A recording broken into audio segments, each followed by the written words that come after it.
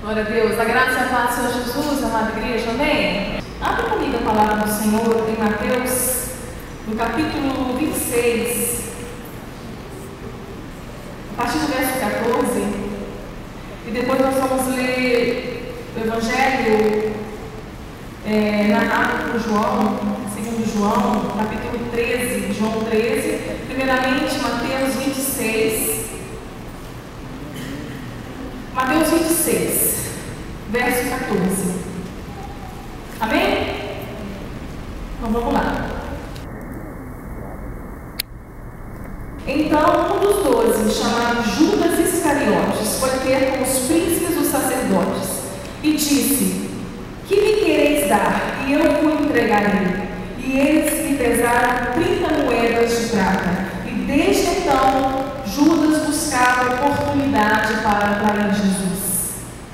Buscava oportunidades para trair Jesus. Agora João, capítulo 13, no verso 31. Tendo Jesus dito isso, turbou-se em espírito e afirmou, dizendo: na verdade, vos digo que um de vós me há de trair.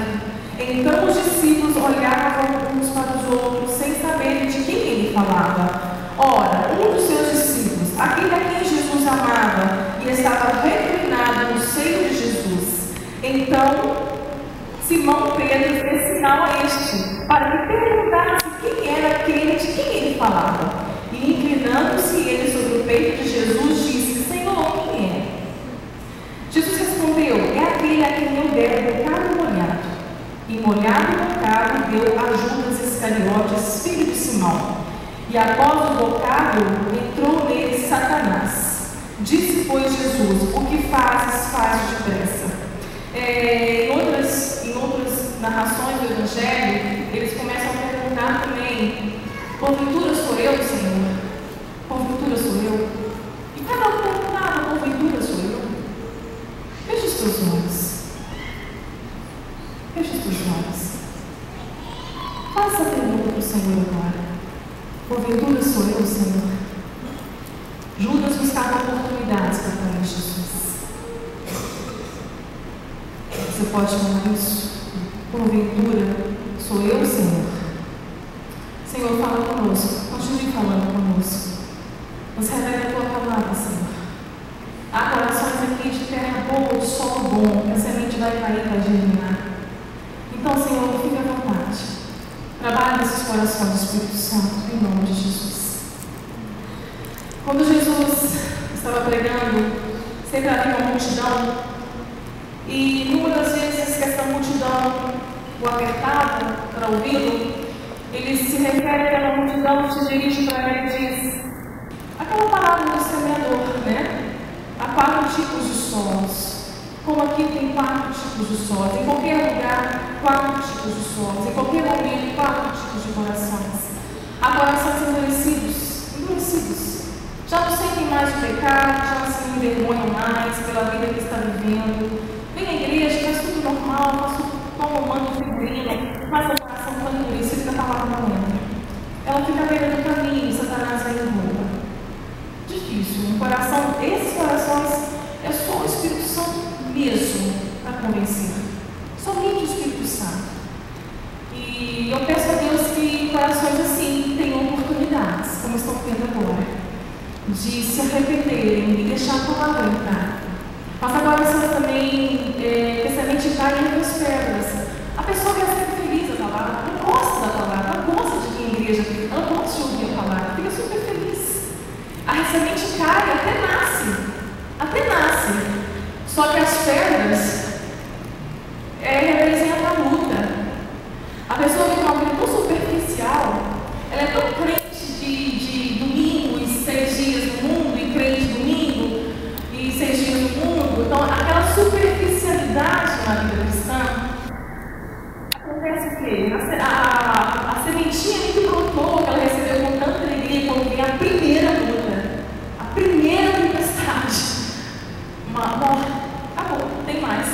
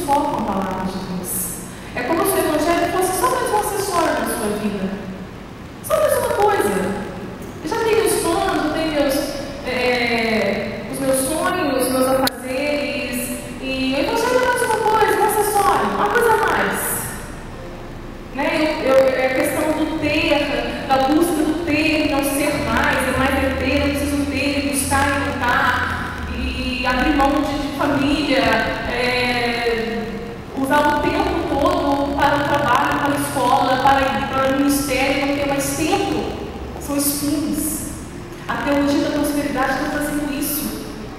Essa semente cai muito bem em corações assim, sementes que não são do Evangelho, mas é um coração de terra boa, que recebe a palavra, que essa palavra entra.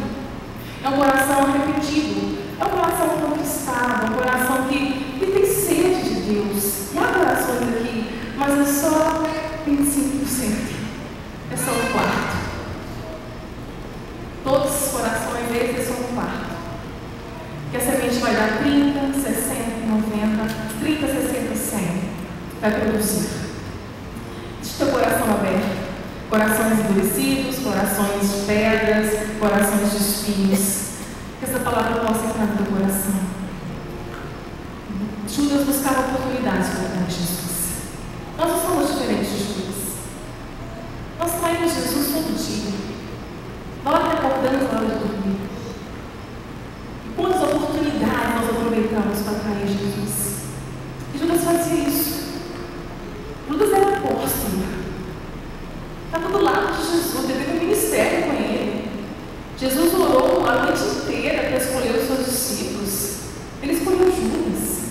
Havia coisa boa em Judas. Havia potencial naquele homem.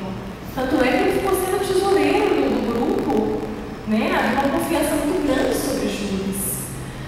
Mas, infelizmente, havia uma inclinação dentro de Judas. Uma inclinação que Satanás usou para destruí-lo. Uma inclinação pelo dinheiro. Uma inclinação pela riqueza. Uma inclinação por ter mais e mais e mais. Não se saciava, não se contentava com o que tinha. Né? Uma coisa que Paulo, eu gosto muito dessa palavra, aprendi, é um aprendizado, gente. Aprendi a contentar-me com o que tenho. Sei ter abundância, sei não ter, sei passar necessidade. Em todas as coisas, de todas as maneiras estou instruído, tanto a ter fome como a ter fome ou escassez ou ter fartura. Em tudo, né? Eu aprendi a ter abundância, eu sei ter, sei não ter, porque eu posso todas as coisas daquele que me fortalece. Judas teve tantas oportunidades, olha a oportunidade que esse homem teve. Um apóstolo, apóstolo, né? Está cheio de apóstolos por aí agora. É um apóstolo, estava lá com Jesus o tempo todo, viu Jesus curar, viu Jesus andar sobre as águas, viu milagres de pé, viu pessoas ressuscitarem, ele viu o pão ser multiplicado, o peixe ser multiplicado. Judas teve toda a oportunidade do mundo para essa inclinação ser convertida, para essa área da vida dele ser convertida. Só que Judas não aproveitou essa oportunidade. A oportunidade que ele queria era o dinheiro. Por quê? Como todos eles também, esperavam que Jesus ia tomar o reino de Israel e ia tirar o domínio de Roma sobre eles. Eles contavam com isso. Quando Judas percebeu que aquilo não ia acontecer, que Jesus não ia reinar ali em Israel, e Jesus falou que estava disposto a se entregar, ele iria se entregar, ele iria deixar ser morto. Quando Judas percebeu isso, o diabo já tinha inclinação, ele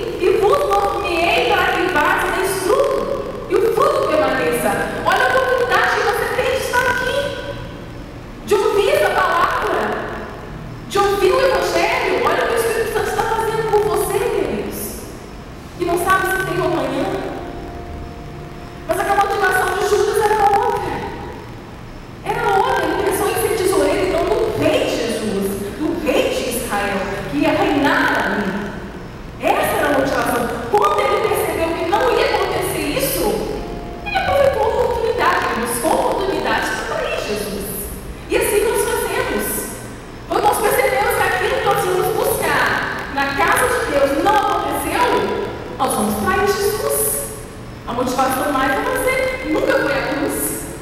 Aquela multidão que estava lá se alimentada com peixe, com pão, o homem, ele conhece bem o nosso coração. Nós não precisamos usar máscaras. Ele nos conhece. Ele sabe quem somos. E aquele povo estava atrás dele. E ele deu um caberu neles, pegou o barco e atravessou para Cafarnaum. Eles foram atrás de cura, milagre, do próximo peixe, do próximo pão. Era isso que eles queriam. Quando eles acharam Jesus, vocês estão atrás do pão que perece. Trabalhem pelo pão que é eterno. Eu sou o pão da vida. Eu sou o pão que desceu do céu. Se não beberes do meu sangue, se não comeres da minha carne, não tem parte de mim. Mas se beberes do meu sangue e comer da minha carne, ou seja, viver pisar nas minhas pisaduras, andar pelo meu caminho, andar pela minha palavra e obedecer. Se fizerdes isso, tereis vida em vós. Jesus fez um discurso. Sabe qual foi a resposta? Não havia só 12 discípulos ali, havia muitos discípulos. 12 separados especificamente para um propósito, mas havia muitos discípulos. E a palavra de Deus fala que eles olharam um para o outro e falaram: dura esse discurso, dura esse discurso. Não é isso que nós queremos. Nós não podemos ouvir. Foi embora. Olha, Jesus não preocupa com quantidade. Ele nunca preocupou com quantidade. Se fosse no tempo de agora, uma igreja que os membros estavam indo embora porque o evangelho estava sendo duro, ou que tem de pastor ali pregando coisas que vai massagear o ego da igreja para encher ela. Mas não é isso que Jesus ensinou. Ele não preocupa com quantidade. Ele não se importa se alguém vai estar cheio ou vazio, mas que venha crescer pela palavra. E nenhuma outra coisa venha ser atraída aqui se não for a palavra de Deus. E ele virou para os 12. Olha só, gente, Jesus não está preocupado com quantidade. Ele virou para os 12. Não quereis vós também? Aproveita a oportunidade. Não quereis vós também se retirar? Aí o Pedrão, né? Sempre o Pedrão, quando ele não fala uma coisa, ele acerta outra, né? Eu sou apaixonada por Pedro. Ele é sanguíneo típico, né? Mas ele acertou muito, né? Aquilo que ele falou, que tu és o Cristo, Filho do Deus vivo. Isso é maravilhoso. Mas logo depois, Jesus teve que repreender Satanás já dele, né? Ele não vigiava. Pedro só converteu depois que viu Jesus ressuscitado. Para quem iremos nós? Para quem iremos nós? Só tu tens palavras de vida. Pois é, aí eles ficaram. Judas também. Só que Judas gostou. E ele traiu Jesus. Ele traiu por 30 moedas. 30 moedinhas, preço de um escravo. Ele preferiu o dinheiro do que um amigo. Preferia o dinheiro. Preferia realizar a vontade dele. Conseguir o que ele tinha, a meta dele, atingir a meta do que um amigo. Jesus era amigo de Judas. Quando eles estavam naquela ceia, na última ceia, a mesa, imagina uma letra U. No cenáculo preparado, havia uma letra U, era a mesa que eles estavam sentados para ceiar. Eu não sei por que estava essa disposição que a gente leu na palavra, não sei se era por convivência ou se era. Porque Pedro, Tiago e João eram os mais próximos, mas a mesa não estava assim. João estava do lado de Jesus. Judas também estava. Pedro estava mais distante. E quando Jesus fala que um deles iria traí-lo, Pedro deu sinal para João. Tinha que ser Pedro, né? Pergunta para ele quem é. Ele fez um sinal para João. João recostou a cabeça em Jesus. Quem é? Porque eles ficaram perguntando: porventura sou eu? Porventura sou eu? Ou a gente tem que perguntar isso, gente, toda hora. Porventura sou eu, Senhor? Estou te traindo, Senhor? Examina você mesmo. Examina o nome a ti mesmo. Porventura sou eu? E eles, ninguém tinha desconfiança que era Judas. Judas era um crente exemplar. Exemplar.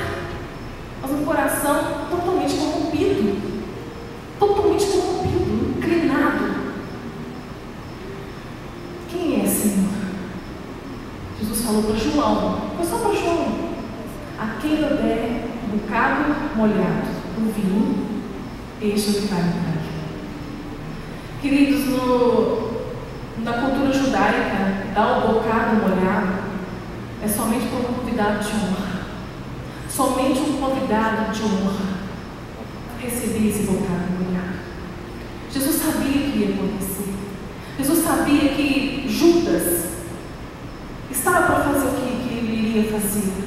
Mas a graça maravilhosa de Cristo Jesus deu oportunidades para aquele homem se arrepender. Deu muitas oportunidades para ele se arrepender. E aquela oportunidade tão maravilhosa, molhar o bocado do pão, o pão que tipificava a carne dele, o corpo, e o vinho que tipificava a alegria do Espírito Santo, deu para Judas. Só que Jesus sabia, e Satanás estava já esperando. Satanás estava assim. O diabo entra na igreja, gente. O diabo, ele gosta demais de igreja. Ele é parceiro da igreja.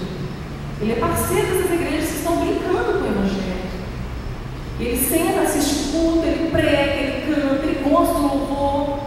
Meu esposo é músico há 30 anos e ele fala, amor, a área que o diabo mais entra na igreja para destruir o ministério é no louvor. É no louvor. Vigie ele. Instrumentistas, vocalistas, vigiem a vaidade, vigiem o ego, porque ele sabe fazer muito bem. Ele sabe destruir. Dentro do louvor ele consegue destruir ministérios. E eu fiquei feliz pelas canções cantadas aqui, de adoração. Porque no momento que precede, para a gente pregar, eu tenho sofrido muito, eu confesso. Tenho sofrido muito com esses louvores humanistas, triunfalistas, hedonistas. Que Deus vai me dar, que Deus vai fazer, que eu sou isso, é o colinho do papai, é o beijinho do papai, ele vai me pegar no colo.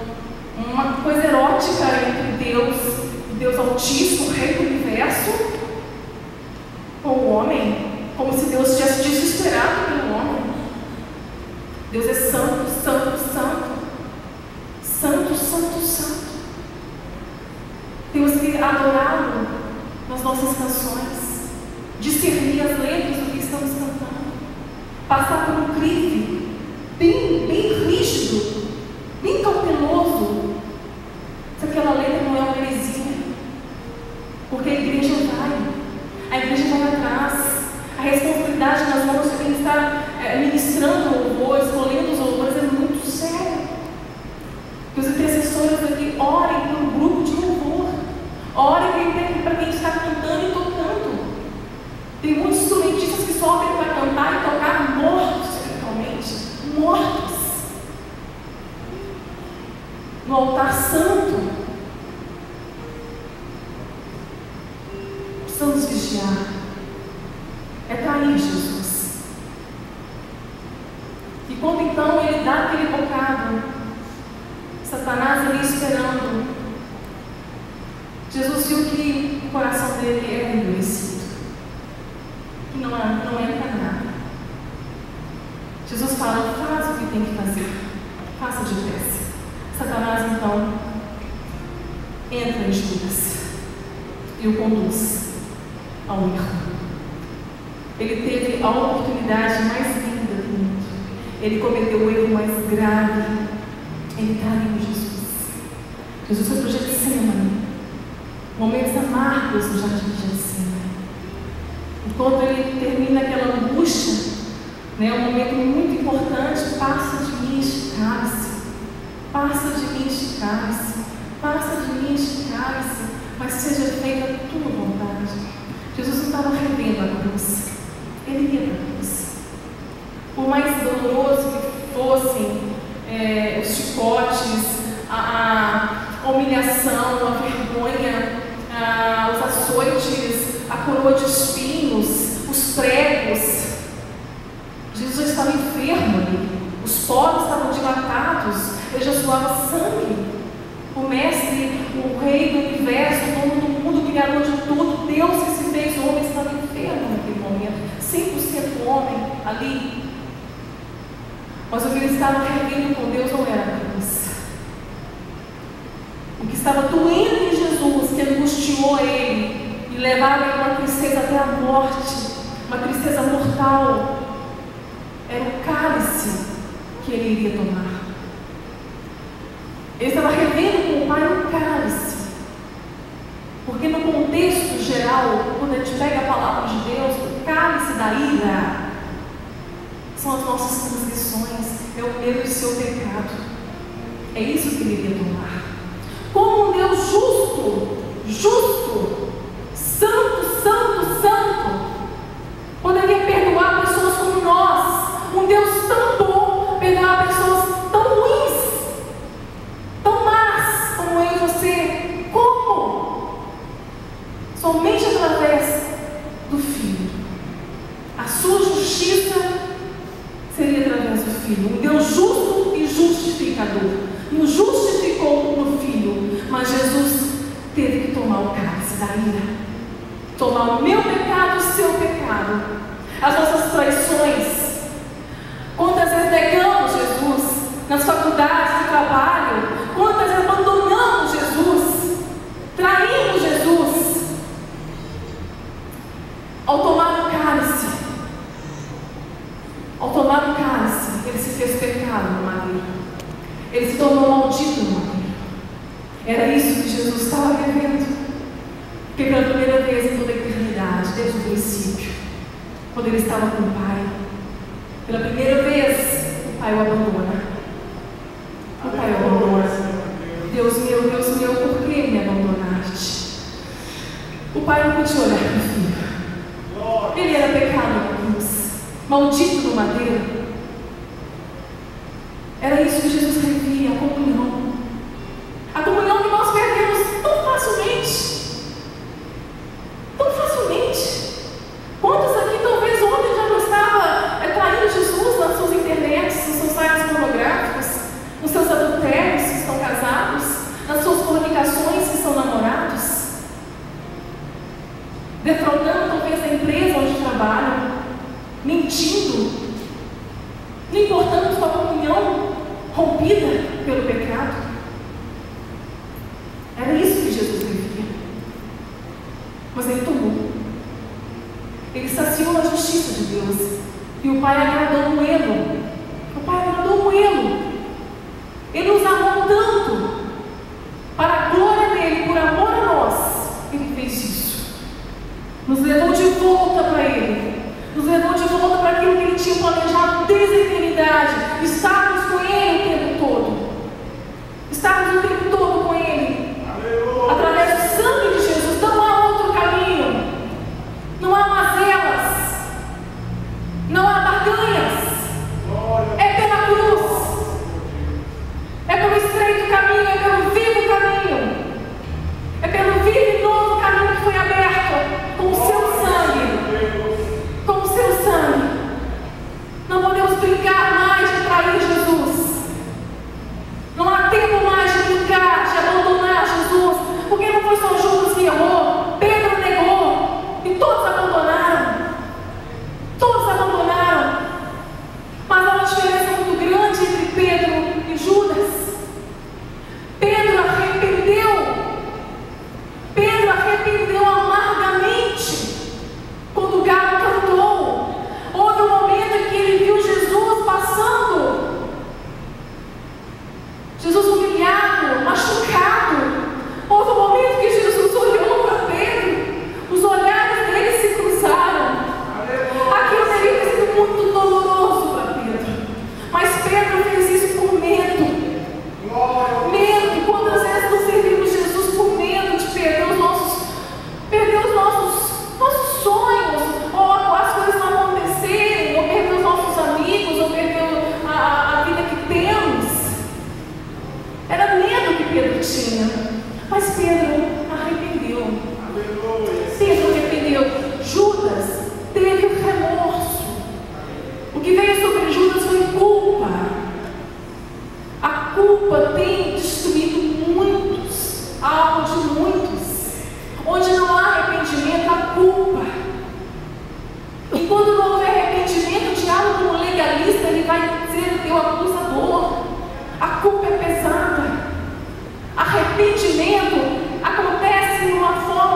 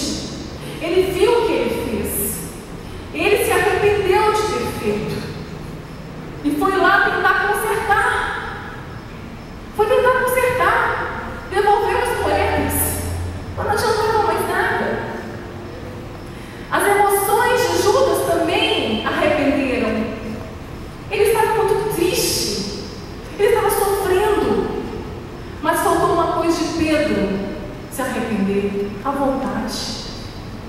A vontade de Pedro não se submeteu a de Cristo. Porque lá, quando ele foi com aquela multidão de soldados entrar no jardim de Getsemane para prender Jesus, Jesus deu mais uma chance. Para que vieste, amigo? Um patife, mau caráter, miserável, mentiroso, ladrão, lixo. E Jesus viu nele um amigo. Jesus não mente. Ele viu lá dentro. Quando Jesus fala, vos dou um novo mandamento, que vos ameis uns aos outros. Não é novo esse mandamento, mas agora é essa parte, como eu vos amei. Jesus perdoava, um olhar perdoador. Judas beijou. Para que vieste, amigo? Era mais uma chance da vontade de Judas se converter, mas não converteu. Suicidou. A culpa faz isso. A culpa leva à morte. A culpa leva à morte. E é o diabo que faz isso.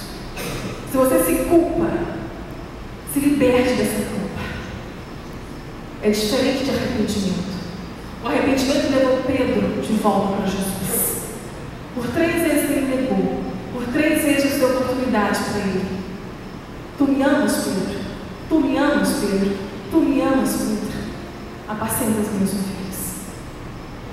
Glória, Senhor. Pedro aproveitou a oferta de amor, da graça que Judas recusou. Se você está aqui como Judas, como Pedro, todos nós estamos numa situação igual. E quando errarmos, e vamos errar, enquanto vivermos aqui, nós vamos errar. Que não venha somente a culpa, mas que venha arrependimento, que venha transformação, porque Jesus ainda está com a porta aberta. A porta ainda está aberta. Que você venha passar por ela, que você venha entrar por ela. Ela é estreita, mas é o caminho que leva à eternidade. Vamos ficar de pé. Que você não venha fazer como Judas, perder uma oportunidade tão grande, já que você está aqui, já que Ele te escolheu, já que Ele te chamou. Que você não venha fazer como Judas, de trair Jesus, de cometer um erro tão grave como este. Que você não venha fazer como Judas, que depois que traiu, que depois que errou, ainda recusou a oferta da graça, do amor. O mesmo Deus que converteu Saulo de Tarso, o mesmo Espírito Santo que converteu Saulo de Tarso, pode converter qualquer um de nós. Um homem que perseguia, um homem que matava, por uma ideologia. Você como jovem aqui, você está com a força toda.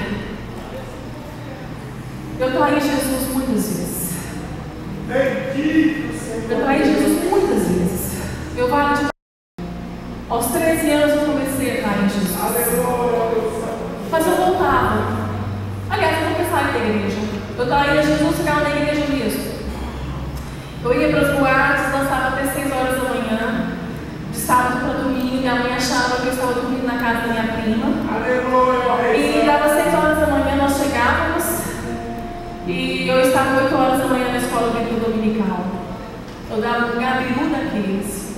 E meu pai e minha mãe não sabiam de nada. Eu trabalho com adolescentes jovens há mais de 15 anos. Eu tenho todas as mães. Quando falta adolescente na classe, que a véspera teve um show, eu já fico de olho. Eu costumo descobrir que eles tiveram no show também. Adolescente é muito roubado. Como eu fui roubada? Quando se manifestou o chamado missionário aos 12 anos, ali se travou uma batalha espiritual muito grande. E uma das artimanhas de Satanás, para que eu traísse Jesus de uma forma assim, imperceptível, através das músicas mundanas. Eu viciei nas músicas mundanas. Eu não sabia fazer nada sem música. A música era meu combustível. A música se tornou para mim uma idolatria que ocupou todo o meu coração.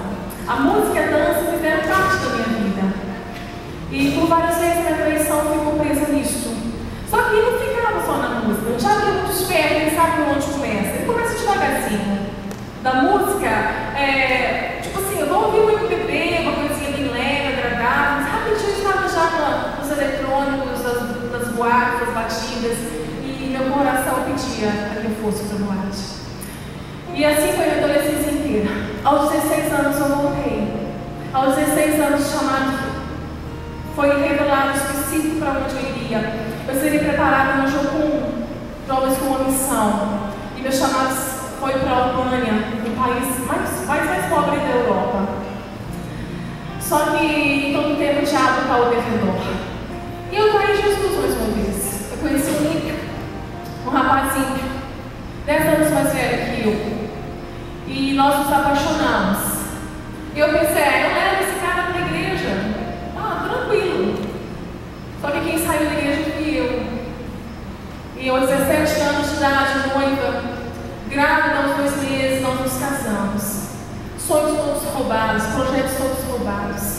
4 anos de um casamento muito difícil, onde eu provei amargamente do adultério, da infidelidade. E eu sofri muito. Eu tinha saudades de Jesus. Só que eu não conseguia mais voltar. Eu estava totalmente presa. Havia um domingo sobre a minha vida, um domingo maligno, e eu não conseguia voltar. Eu chorava, Senhor, eu tenho saudade de Ti, eu preciso voltar. Aí eu condicionava a minha volta ao meu bezerro de ouro, que era o marido. Ele culpou voltar do Senhor na minha vida. Mas um ídolo. E depois de 4 anos de casado, o Senhor me visita num sonho. E neste sonho ele fala, filha, você colocou no altar que é meu aquilo que você adora, idolatra. Tira do altar. Tira do altar. Você está em pecado de idolatria. Era um marido. Idolatramos pessoas. Idolatramos coisas. Idolatramos maridos, esposas, filhos. Nada pode ocupar o altar do Senhor. É dele. Eu acordei desesperada. Porque no sonho ele levou. Ele levava aquilo que estava no altar e me distanciou dele. Eu voltei para a igreja. Durante 3 meses que eu tinha voltado, meu lar teve paz. Aquela esposa rixosa, ciumenta que eu havia me tornado por causa dos adultérios que eu havia descoberto. O Espírito Santo, eu deixei o Espírito Santo, dei lugar para o Espírito Santo no meu coração. Eu comecei então a viver o fruto do Espírito Santo na minha vida. E eu vivi uma palavra que é fiel e ela se cumpre se somos fiéis ao Senhor. Que a mulher santa santifica o marido ímpio. Eu comecei a acolher desse momento, dessa entrega total ao Senhor. Por 3 meses eu evangelizei meu marido. Só que 3 meses passaram, ele morreu. O Senhor me levou, o Senhor me salvou. Mas havia um projeto de fundamento na minha vida. Quando o Senhor não te idolatria, Ele vai quebrar o líquido do teu coração. Mas você foi chamado para uma missão. E Deus não divide o teu coração. Isso é irrevogável. O chamado é irrevogável. Se você bater contra o chamado, recalcitrar contra o orgulhão, você vai sofrer a tua vida toda. Eu reconstruí meu lar. E dessa vez eu pedi ao Senhor sabedoria, porque Deus não escolhe para você o namorado e a namorada. Ele não escolhe para você. Ele te capacitou. Ele te deu o Espírito Santo de Deus e a palavra dele na tua mão para você como um farol. E o namoro tem que ser cristão. O propósito do namoro é casamento. Eu pedi ao Senhor, o Senhor me deu uma oportunidade de ouro de recomeçar aos 22 anos de idade. Uma criança, mãe de uma criança. Eu falei, Senhor, me dá sabedoria para escolher. E eu pedi ao Senhor um marido, não fosse um namorado, mas que fosse um marido. Um homem que amasse mais a ele do que a mim. Um homem que fosse entregue totalmente às mãos dele. Um homem que nunca viesse amar mais a mim do que a Deus.